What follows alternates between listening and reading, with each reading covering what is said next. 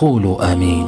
اللهم في هذه الساعة يا رب نقف على بابك وندعوك، نطلب منك ونرجوك. اللهم اجعل لنا من كل هم فرجا، ومن كل ضيق مخرجا، ومن كل بلاء عافية. اللهم اشف مرضانا وعاف مبتلانا بلطفك يا رب العالمين. اللهم فرج على كل من ضاق به الحال وساءت به الأحوال، كن معه ولا تكن عليه. لا إله إلا أنت برحمتك نستغيث يا حي يا قيوم.